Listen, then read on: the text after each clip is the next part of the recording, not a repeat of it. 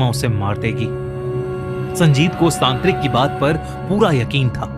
उसने भी बचपन से शाक चुन्नी के कई किस्से सुने थे, लेकिन उस दिन से पहले उसे यह सब काल्पनिक लगता था। पर उस दिन नहीं, वो उस तांत्रिक को लेकर सीधा अपने घर चला गया।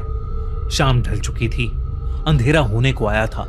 तांत्रिक मंत्र पढ़ते हुए घर के अंदर घुसा। घर का तापमान अचानक गिरने लगा। एकदम से बहुत तेज ठंड हो गई।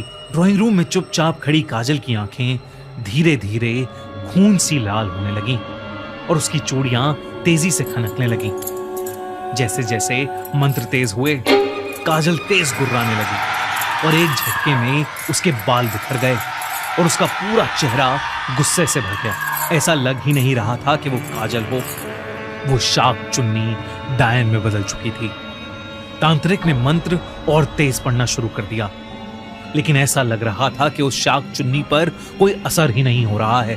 तभी काजल एक झटके से आगे बढ़ी और उसने तांत्रिक की गर्दन अपने दांतों में जकड़ ली और एकदम से घर की सारी लाइट्स ऑफ हो गईं। उस तांत्रिक की दर्द भरी चीखें पूरे घर में गूंजने लगीं। काजल बिना रुके उसका खून पी रही थी। संजीत डर के मारे पीछे हटने लगा, लेकिन काजल अब उसकी तरफ मुड़ चुकी थी। उसके उल्टे पैर जमीन पर घिसते हुए आवाज कर रहे थे और उसकी लाल साड़ी अंधेरे में चमक रही थी। उस रात संजीत के घर से एक भयानक चीख सुनाई दी। सुबह जब पुलिस और पड़ोसी घर के अंदर घुसे तो उन्होंने एक बहुत ही डरावना मंजर देखा। फ्लोर पर संजीत और तांत्रिक की लाश पड़ी थी।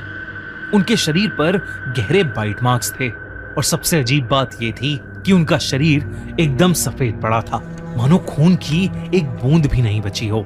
डॉक्टर्स भी समझ नहीं पा रहे थे कि इनकी मौत की असल वजह क्या है। उस दिन के बाद से काजल कहीं नहीं मिली। उनके पड़ोस में रहने वाली 70 साल की मिसेस चैटर्जी अक्सर अपनी पुरानी खिड़की से काजल संजीत के घर को देखती रहती थी।